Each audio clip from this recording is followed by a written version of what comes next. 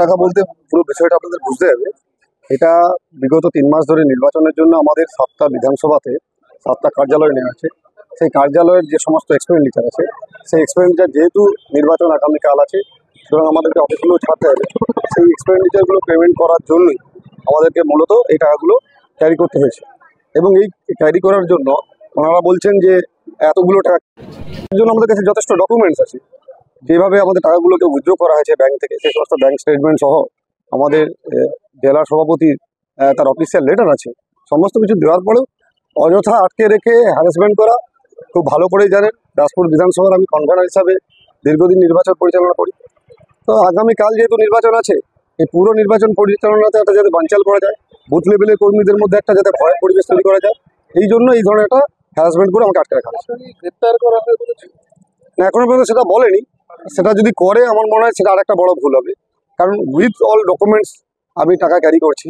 তাহলে সেক্ষেত্রে গ্রেপ্তারের প্রশ্ন আসে কীভাবে আমি জানি না। যদি সেটা করে আমার মনে হয় সেটাও ইলিগাল, তাহলে তো আমাকে কোর্টে যেতে হবে তার কাছে।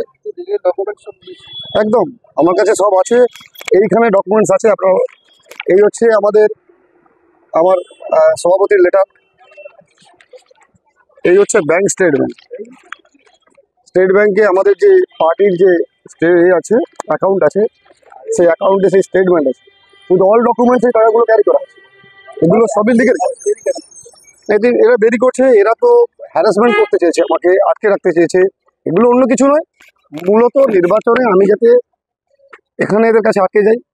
দাসপুর বিধানসভা নির্বাচনটা করছে যে তাকে বলা হয়েছিল গুরুত্বপূর্ণ টাকা না, এখন নাকি গুরুত্বপূর্ণ টাকা দিয়ে তাহলে আমার মনে হয় তৃণমূল প্রার্থীর উচিত তার এগেনস্টে যে সমস্ত ক্লেমগুলো আছে সমস্ত ভেরিফাইড অফিসিয়াল পেপারগুলো উনি সাবমিট করে দিন। আমরা যেমন দেখাতে পারছি এটা পার্টির যেটা একজন ক্যান্ডিডেট খরচ করবার অধিকার তাকে নির্বাচন কমিশন দিচ্ছে, সেই টাকা ব্যাংকের সমস্ত স্টেটমেন্ট আছে, সেই স্টেটমেন্ট আমি দেখাচ্ছি। ফলে হিরণ চট্টোপাধ্যায়ের নামে সাংসদ হিসেবে 10 বছরে অপদার্থ একজন মানুষ কী করে স্টেটমেন্ট দিচ্ছেন আমি বুঝতে পারছি না। মিনিমাম থেকে তো এইটুকু ক্রাইটেরিয়া বুঝতে হবে যে আমার কোনো ডকুমেন্টস নেই, আর তারা ডকুমেন্টসের সাথে কথাগুলো বলছে।